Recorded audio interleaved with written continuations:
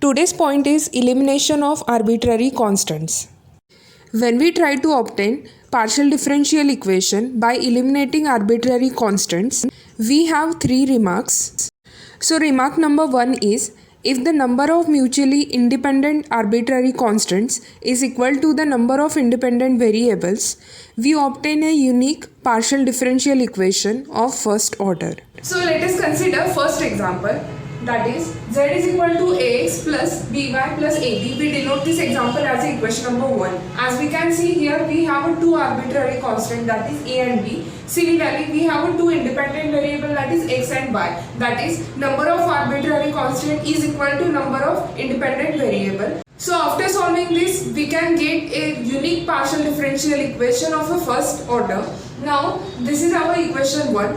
Firstly, we can differentiate equation 1 partially with respect to x, that is dou z by dou x is equal to, first term should be a plus second term should be 0, third term should be 0. So that implies standard notation of dou z by dou x is equal to how much? Small p. So small p is equal to a. We denote this value as equation number 2. Similarly, differentiate equation 1 partially with respect to y, then we will get z with respect to y, that is dou z by dou y is equal to x with respect to y, that time its a derivative should be 0, second term should be b, and third term is equal to 0 because this is the constant term and derivative of constant term is equal to how much? 0. So that implies standard notation of dou z by dou y is equal to q is equal to b. We denote this value as equation number 3. Now by using equation number 2 and equation number 3 in given equation 1, then we will get z is equal to px plus qy plus pq. So this is our required partial differential equation, which is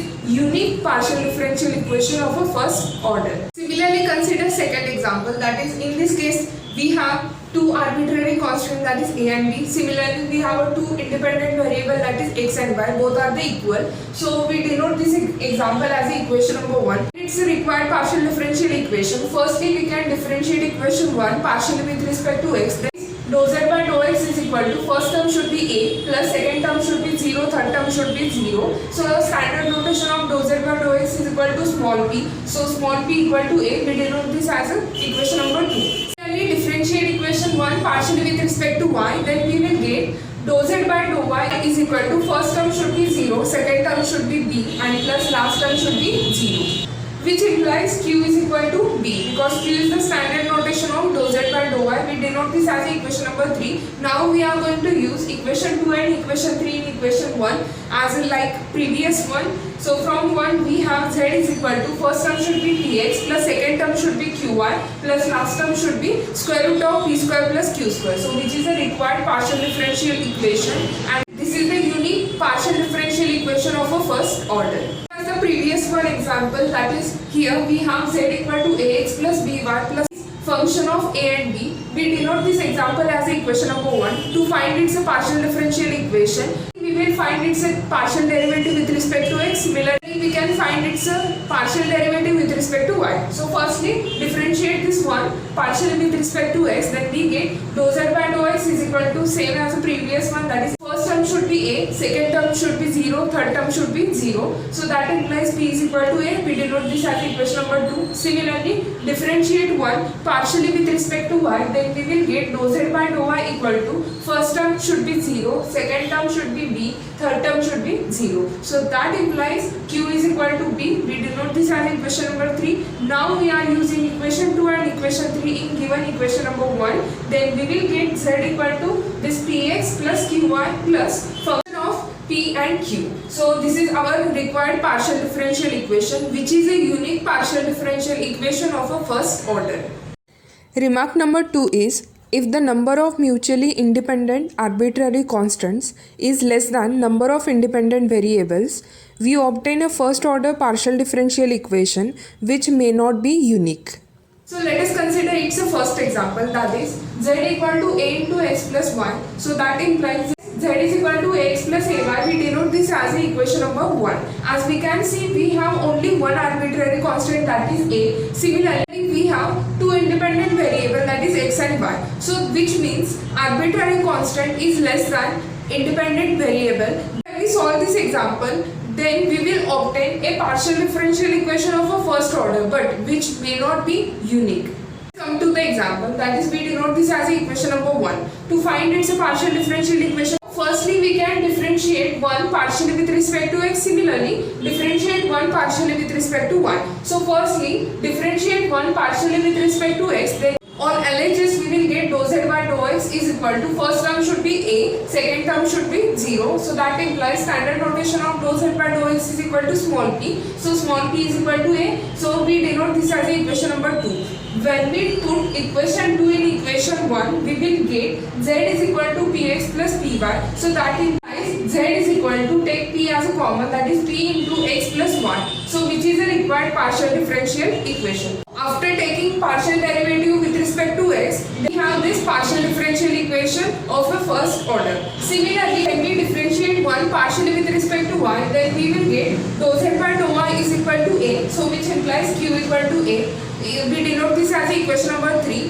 When we put equation 3 in equation 1, then we have z is equal to qx plus qy, which implies z is equal to, take q as a common, that is q into x plus y. So which is a required partial differential equation.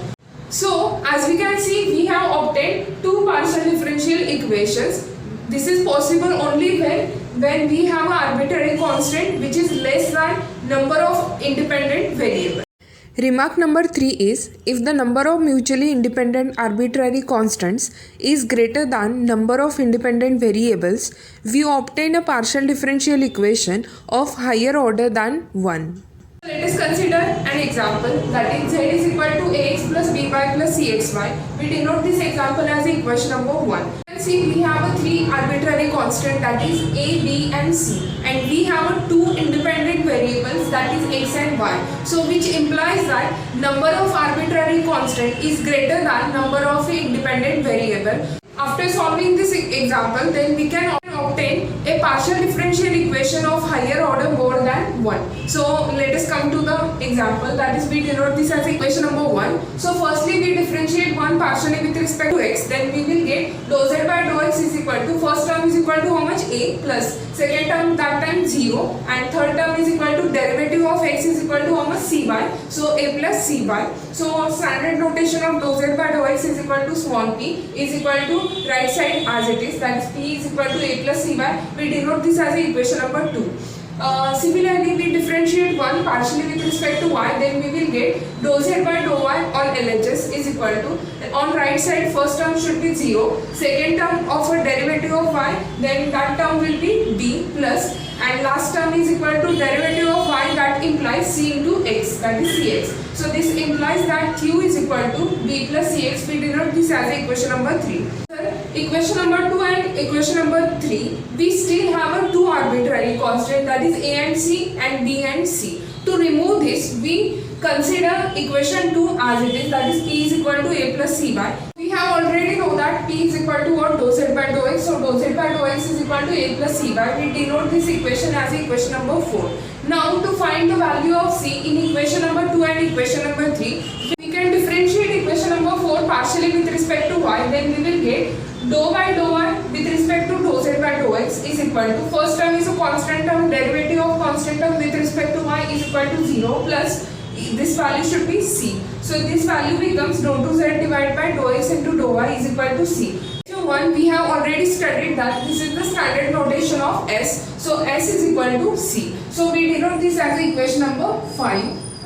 Obtain this value, that is equation number 2, equation number 3 and equation number 5. When we put equation number 5 in equation number 2, then we will get p is equal to a plus c is replaced by s, that is sy. So that implies a is equal to how much, p minus s into y. So we denote this as equation number 6. Similarly, when we put s is equal to c, that is equation number 5 in equation number 3, then we will get q is equal to this b as it is, plus c is replaced by which term, s, that is s into x. So that implies b is equal to q minus sx. So we denote this as equation number 7. Find required partial differential equation. We can use equation number 5, equation number 6 and equation number 7 in given equation number 1, that is this z remains as it is equal to a is replaced by which term, p minus sy into this x as it is, plus b is replaced by which term? q minus sx into this y remains as it is, plus c is replaced by which term? s, so s into x y. Implies that z is equal to p into x, that is px, plus q into y is qy, minus syx